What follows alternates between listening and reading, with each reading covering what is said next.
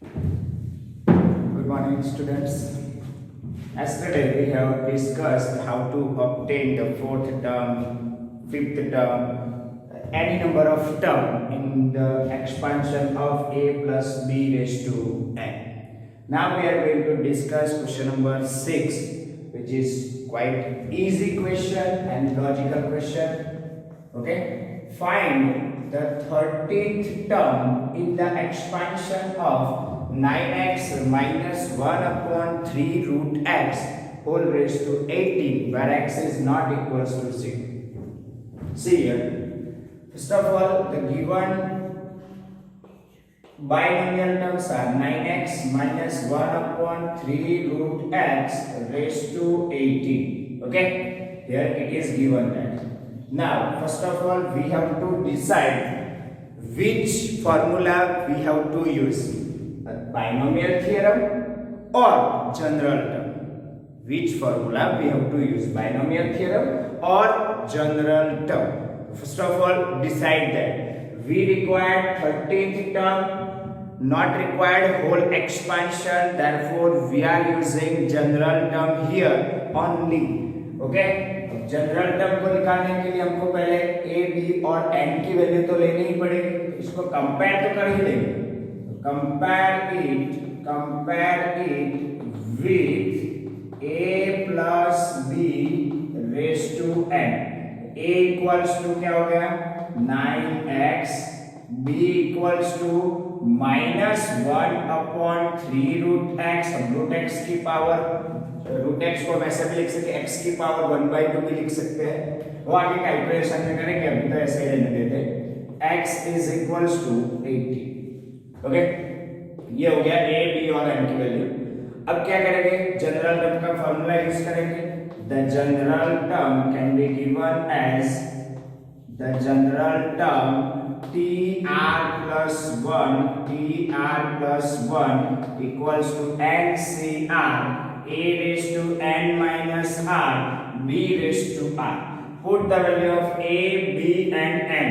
Therefore we are getting 18cr 9x raised to 18 minus r into b minus 1 upon 3 root x raised to r.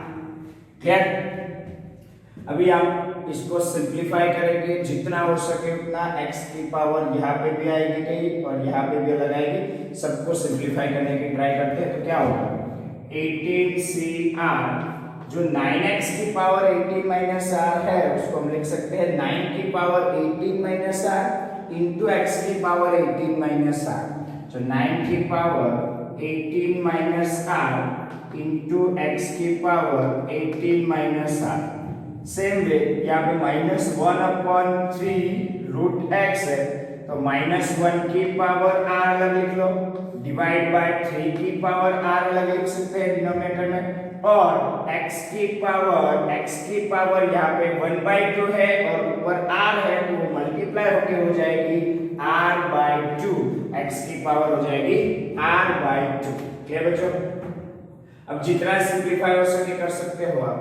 यहाँ देखो 9 की power 18 minus are, यहाँ पे 3 की power है, हम 9 को 3 स्क्वायर लिख सकते हैं, 9 को 3 स्क्वायर भी लिख सकते हैं.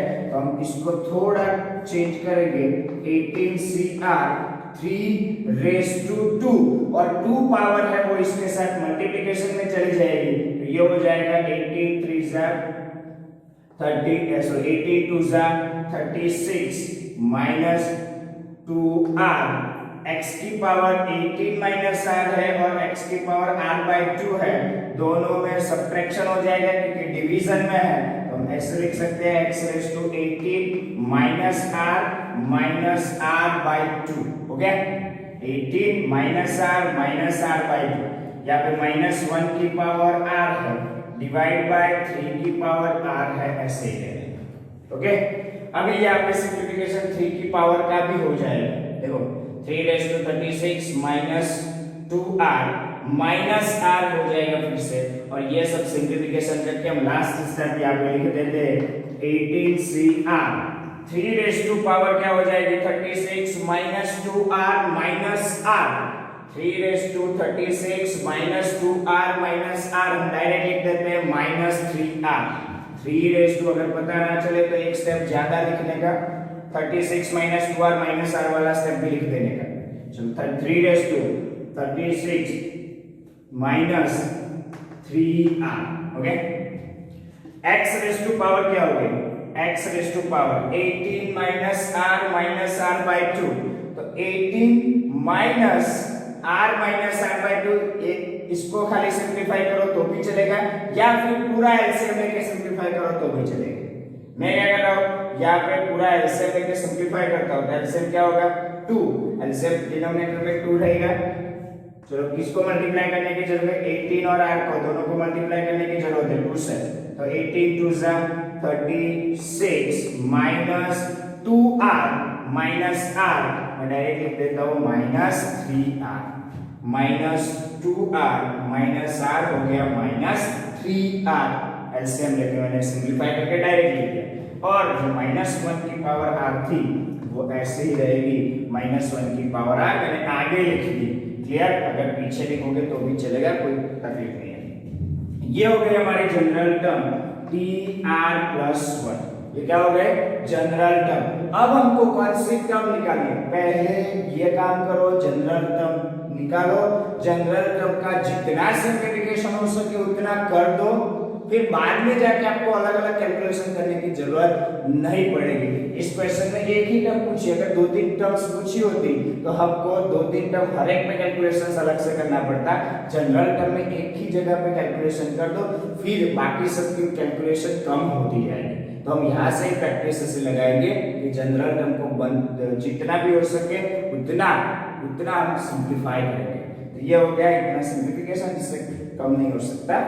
अब tr+1 जनरल टर्म हमारे पास है, हमको कौन सी टर्म चाहिए, फॉर द 30th टर्म, हमको क्या कौन सी टर्म चाहिए, 30th term. For the 30th term we have to put r equals to 12 here। For the 30th term put r is equals to 12, यहाँ पे लिख देता हूँ, put r is equals to 12। Clear, चलो r equals to 12 general term में आप रखोगे तो क्या हो जाएगा, t12+1 मतलब कि t13, हमको जो 13 टर्म चाहिए वही 18c r means 12 minus 1 raised to r means 12, 3 raised to 36 minus 3 into 12 into x raised to 36 minus 3 into 12 divide by 2 here। Okay, अभी जितना हो सके उतना सिंप्लीफाई करो। चलो t13, t12+1 means t13 which is equals to 18c12। अभी हम इसको सिंप्लीफाई नहीं करेंगे क्योंकि इसकी कैलकुलेशन बहुत ही लंबी आएगी। देखो 18 का 12 times reduction divide by 12 factorial, या फिर 18 से 12 को हम 18 से 6 भी लिख सकते हैं क्योंकि 12 + 6 18 होता है। तो 18 से 6 भी लिखेंगे तो भी 18 का 6 टाइम रिडक्शन मल्टीप्लिकेशन में डिवाइड बाय 6 फैक्टोरियल आगे, उसकी कैलकुलेशन बहुत लेंथी होती है। इस टाइप के लेंथी क्वेश्चन को लेंथी कैलकुलेशन हम नहीं करेंगे। देखो याद रखना, यहाँ पे 2, 3 या 4, 5 तक हम कैलकुलेट कर सकते हैं, पर 18 से 5 हो तो नहीं करेंगे भाई, 18 से 6 हो तो नहीं करेंगे, बहुत लंबा हो जाता है। तो हम ऐसे कैलकुलेशंस नहीं करेंगे जो बहुत ही लंबे चले जाते हैं।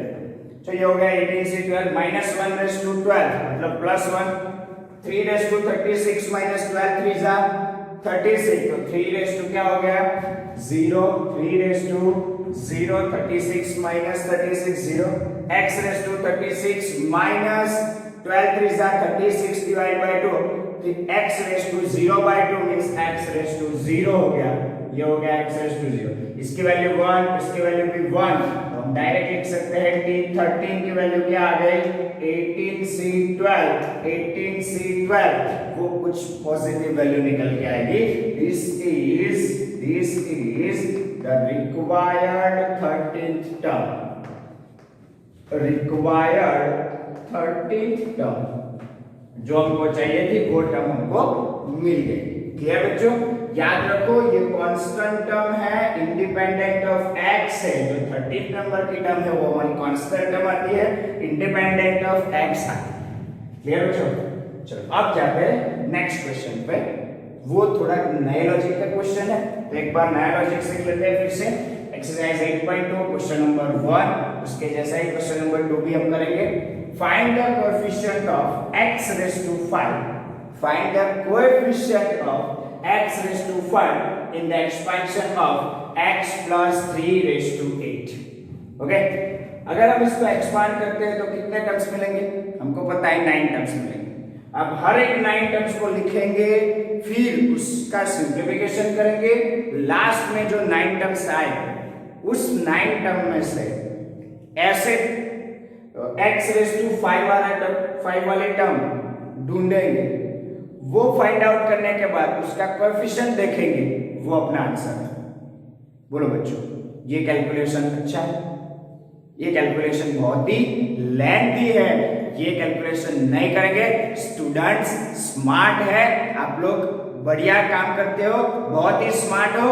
हम पूरा 9 टर्म्स का कैलकुलेशन नहीं निकालेंगे, ऐसे पूरे कैलकुलेशन से एक्सपेंशन करके नहीं निकालेंगे। हमको क्या चाहिए? सिर्फ x रेज़ टू 5 का कोएफिशिएंट ही चाहिए। उसके लिए हम जनरल टर्म का यूज करेंगे।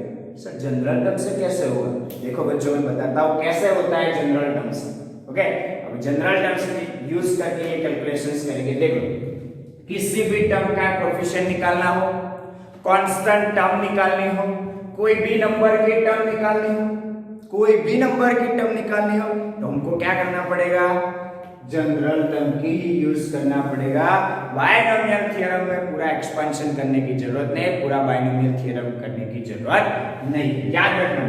चलो हियर क्या दिया हुआ है?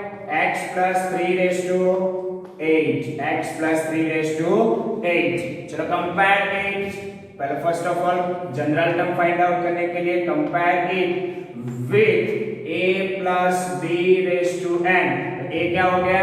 a equals to x, b equals to 3 और n इज इक्वल्स टू 8 हो गया। Okay, now the formula of general term, the general term which is given as TR plus 1, formula क्या है? NCR a raised to n minus r b raised to r। जब बच्चों आप लिखते हो खुद से तो साथ में बोलते जाने का, बराबर। आपके मम्मी पापा को ऐसा लगना चाहिए कि मेरा बच्चा कुछ नया बोल रहा है, भले उनको पता चले या फिर ना चले। Okay, TR plus 1 equals to NCR a raised to n minus r b raised to r। रखो वैल्यू a b और n की वैल्यू रखो, आपको क्या मिल जाएगा? 8CR, a है x raised to 8 minus r और b है 3 raised to r। अब इसका सिंप्लीफिकेशन हो सकता है? नहीं हो सकता, तो नहीं करने की जरूरत नहीं है।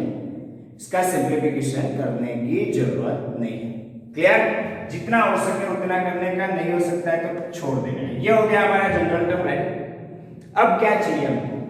x रेज़ टू 5 का कोएफिशिएंट। इसका मतलब ये हुआ कि x रेज़ टू 5 वाली टर्म चाहिए। पहले तो हम टर्म निकालेंगे, फिर कोएफिशिएंट की बात कर सकते हैं ना। तो हमको कौन से टर्म चाहिए? जिस टर्म में x रेज़ टू 5 है। ये जनरल टर्म, ये सब टर्म का एक जनरल फॉर्मूला है। हम सब टर्म इसके मदद से निकाल सकते हैं। टोटल 9 टर्म्स है, 9 के 9 टर्म्स निकाल सकते हैं। First, second, third, fourth, fifth, sixth, 7, 8, 9 terms तक निकाल सकते हैं। उसमें से एक टर्म ऐसी है जिसमें x रेज़ टू 5 आता है और x की पावर 5 वाली एक ही टर्म है, और वही टर्म हमको चाहिए। तो बच्चों ये जनरल टर्म, इस जनरल टर्म में x की पावर क्या चाहिए हमको? 5। इस जनरल टर्म की मदद से x की पावर 5 वाली टर्म चाहिए, तो यहाँ पे x की पावर क्या लानी पड़ेगी हमको? 5। कौन सी पावर लानी पड़ेगी? 5। x की पावर 5 लाने के लिए हम r की वैल्यू क्या रखेंगे? x की पावर 5 लाने के लिए हम r की वैल्यू क्या रखेंगे वो डिसाइड कर लो। यहाँ पे r की वैल्यू 3 रखनी पड़ेगी। सर अगर ये कॉम्प्लिकेटेड है तो हम कैसे निकालेंगे? देख लो, मैं r की वैल्यू कैसे फाइंड आउट करता हूं वो भी देख लो। Okay, for the coefficient of, हमको क्या चाहिए, for the coefficient of x raise to 5, ये चाहिए for the coefficient of x raise to 5। ये जो पावर है x की वो कौन सी चाहिए, 5। तो ये पावर को इस पावर के साथ कंपेयर कर दो, 8 माइनस आर इक्वल्स टू 5 चाहिए, 8 माइनस आर की जगह पे 5 चाहिए, तो इसको कंपेयर कर लो और इक्वल बना दो, 8 माइनस r equals to 5। Then find the value of r, r को राइट हैंड साइड पे ले जाओ, r इज इक्वल्स टू 8 माइनस 5, therefore r is equals to 3 here, r is equals to 3 here. तो ये हो गए r की वैल्यू। अब r की वैल्यू आ गई, देखो यहाँ पे भी देखो हमने कौन से टर्म 13 टर्म फाइंड आउट करनी थी, तो हमको r की वैल्यू क्या पुट करनी पड़ी, 12। हमको यहाँ पे x रेज़ टू 5 वाले टर्म चाहिए, तो r की वैल्यू क्या पुट करनी पड़ेगी, 3। मतलब कि जनरल टर्म में से जो भी रिक्वायर्ड टर्म है, हमको जो भी चाहिए उसके लिए r की वैल्यू पता होनी चाहिए। तो r की वैल्यू यहाँ पे पता चल गई थी, यहाँ पे हमने कैलकुलेट करके ला दी। अब खत्म बात। चलो अब put r is equals to 3 in general term. चलो put r is equals to 3 in general term. General term में r is equals to 3 put करेंगे तो हमको क्या मिल जाएगा, r is equals to 3 put करने के बाद जनरल टर्म क्या है, er plus 1 equals to 8cr x raised to 8 minus r into 3 raised to r। चलो r is equals to 3 general term में रख लो तो हमको क्या मिल जाएगा, t 3 plus 1 which is equals to t 3 plus 1 which is equals to 8c3 x raised to 8 minus 3 x raised to 8 minus 3 और 3 raised to 3। Clear. अब इसको सिंपलीफाई कर दो, ये हो गए t4 8c3 की हम वैल्यू निकालेंगे तो 8 का 3 स्टेप तक reduction, 8 into 7 into 6 divide by 3 factorial की वैल्यू हमको पता है 6। मैं ये कैलकुलेशन नहीं लिखता हूँ, आप रफ वर्क में कर सकते हो। Okay 8 into 7 into 6 divide by 3 factorial, 3 2 जा 6, 3 फैक्टोरियल की वैल्यू 6 है, 6 कैंसिल आउट हो जाएगा तो 8 7 जा 56, इसकी वैल्यू निकल के आएगी 56 into x raise to 5 into 3 raise to 3 की वैल्यू है 27। आप 56 और 27 को मल्टीप्लाई करके जो भी टर्म निकल के आएगी वो हो जाएगी, शायद ये टर्म यहाँ पे आ जाएगी x रेज़ टू 5। 56 और 27 आप कैलकुलेटर में कर सकते हो इसे इजीली। तो ये जो नंबर आया वो x रेज़ टू 5 का क्या होगा, कोएफिशिएंट। ये जो नंबर आया वो आपके x रेज़ टू 5 का क्या हो सकता है, कोएफिशिएंट तो है, तो हमको वही तो चाहिए। therefore the required coefficient of x raised to 5, required coefficient of x raised to 5 is मैं यहाँ पे ब्लैंक लिख देता हूँ, ये जो नंबर है वही नंबर आपको यहाँ पे लिखना है। क्लियर बच्चों, जो भी नंबर निकल के आता है 56 into 27 आप इस वीडियो के नीचे दिए गए कमेंट बॉक्स में लिखिए। ओके, जो भी आंसर आता है वो नीचे कमेंट बॉक्स में फटाफट लिख दीजिए, जो भी आता है 56 into 27। तो बाकी बच्चे भी कंपेयर करके देख ले कि उनका आंसर सही है या गलत है। क्लियर, तो आपको एक कमेंट में आंसर लिखना है। चलो क्लियर हो गया, तो ये क्वेश्चन खत्म, क्वेश्चन नंबर 1 खत्म। अब जाते हैं क्वेश्चन नंबर 2 के लिए।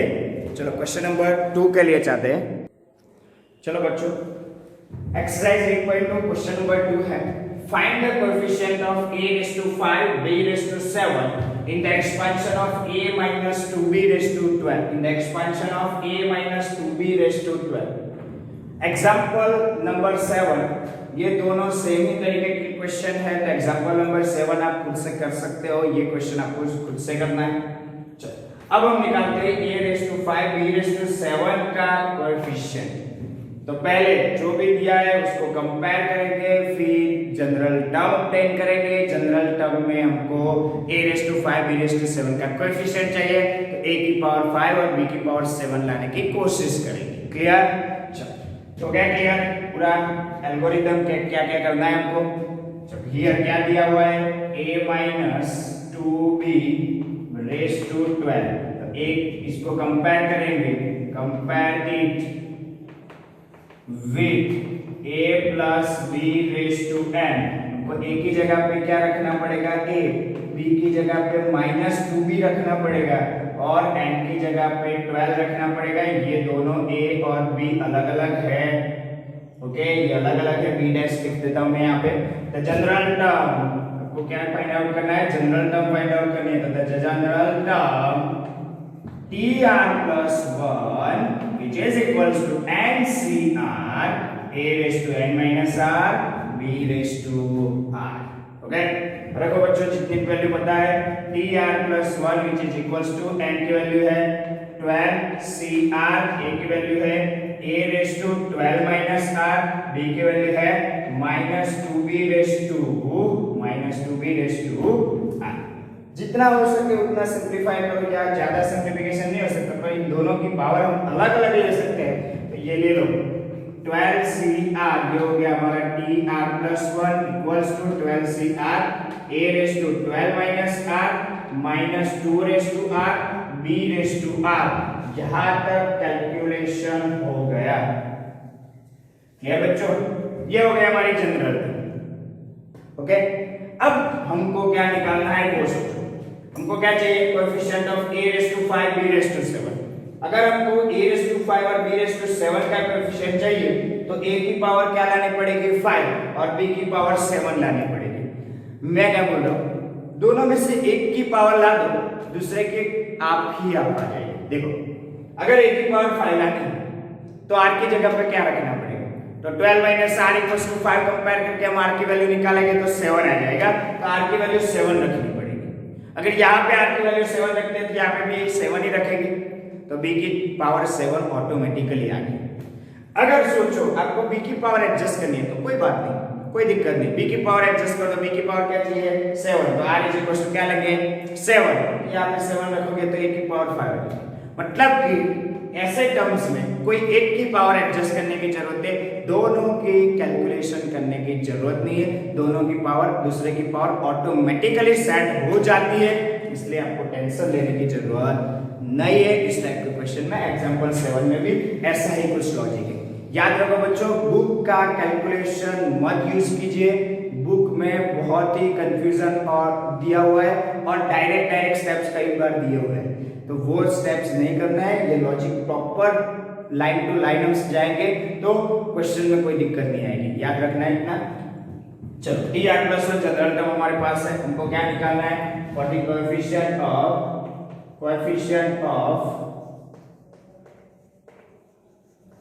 a raised to 5 b raised to 7 a raised to 5 b raised to 7। तो b की पावर क्या चाहिए, 7। हम डायरेक्ट b की पावर r है तो उसको डायरेक्ट ही कंपेयर करेंगे, तो r is equals to 7, put r is equals to 7 in the general term, हम जनरल टर्म में r is equals to 7 रख लेंगे तो हमको क्या मिल जाएगा, a की पावर 5 b raised to 7 वाली टर्म मिल जाएगी। उस टर्म का जो भी कोएफिशिएंट है, मतलब कांस्टेंट टर्म जितनी भी है उसको कैलकुलेट कर दे, बता देंगे कि ये कोएफिशिएंट है, ओके। तो जनरल टर्म में पुट करते हैं 7, तो t7 plus 1 which is equals to 12c 7 a raised to 12 minus 7 a raised to 5 minus 2 raised to 7 minus 2 raised to 7 और b raised to 7। क्लियर बच्चों, ये हो गया। अभी थोड़ा सिंपलीफाई करने की जरूरत है तो कर लो, t7 plus 1 हो जाएगा t8 which is equals to 12 से 7 को हम सिंपलीफाई नहीं करेंगे कि उसकी वैल्यू ज्यादा हो सकती है। अगर 12 से 7 को हम 12 से 5 भी लिख सकते हैं, तो 12 से 5 लिख के आप कैलकुलेशन करना चाहो तो कर सकते हो, इतनी भी बड़ी वैल्यू नहीं आएगी। कैलकुलेटर है आपके पास, कर सकते हो, कोई दिक्कत नहीं है मेरे को, बराबर। तो 12 से 7 की जगह पे हम 12 से 5 भी लिख सकते हैं, पता है ना, 7 plus 5 12 होता है, इसलिए तो 12 से 7 की वैल्यू आप निकाल भी सकते हो। तो एक बार कैलकुलेट करके देख लेना, छोटी हो तो लिख देना, नहीं हो तो ऐसे ही ले लेना। चलो, -2 raised to 7 की वैल्यू जो भी है वो क्या आएगी -2^7, 2 की पावर 7 हम कैलकुलेट कर सकते हैं, कैलकुलेटर में बहुत ही इजी है। 2 की पावर 32 होती है, उतने तक पता है। 2 की पावर 64 होती है और 2 की पावर 7 128 होती है। तो ये हो जाएगा -128, मैंने माइनस आगे लिख दिया या फिर याद रहने देता हूँ अभी तो। -128 a⁵ b⁵ यहाँ तक आ गया।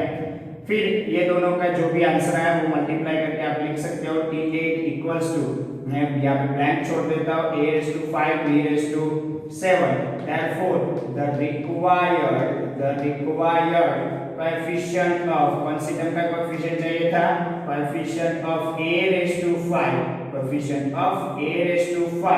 b⁵ is, जो यहाँ पे वैल्यू आएगी वो लिख देना। नेगेटिव आएगी क्योंकि ये माइनस है तो माइनस आगे मल्टीप्लाई रहेगा। ये भी आंसर आपको कमेंट बॉक्स में लिखना है, ये भी आंसर कमेंट बॉक्स में लिख देना है। क्लियर बच्चों? तो ये दोनों आंसर आपको कमेंट बॉक्स में लिख देने हैं। चलो बच्चों, एक बात और बतानी थी, यहाँ पे हमको a⁵ b⁵ का कोएफिशिएंट चाहिए था, मतलब कि वही टर्म हमने फाइंड आउट कर दी, फिर कोएफिशिएंट अलग से लिख दिया। क्लियर बच्चों? तो हमको आंसर में कोएफिशिएंट तो लिखना ही पड़ेगा, तो ये स्टेटमेंट लिखना ही पड़ेगा, यहाँ तक करके छोड़ देने की जरूरत नहीं है। यहाँ तक लिखोगे तो 1 या हाफ मार्क्स हम कट कर सकते हैं। क्यों? क्योंकि हमने पूछा है कोएफिशिएंट, आपने लाया टर्म, वो पूरी टर्म ला के लिख दी पर कोएफिशिएंट अलग से नहीं लिखा, याद रखना है बच्चों।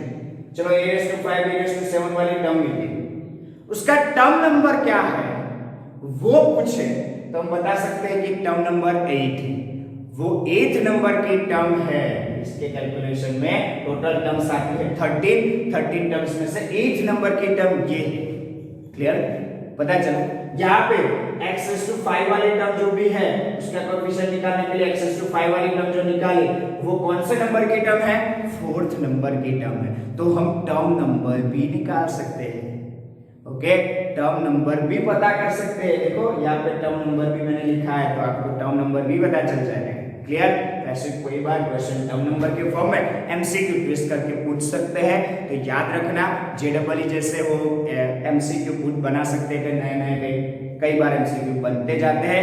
आपको ऐसे एमसीक्यू से करने की जरूरत नहीं है, बहुत ही सिंपल एमसीक्यू होते हैं, थोड़ा लॉजिक लगाना पड़ता है और क्वेश्चन 1-2 बार रीड करना पड़ता है, बाकी सब कुछ इजी होता है। क्लियर? तो यहाँ तक लिख लो। चलो फटाफट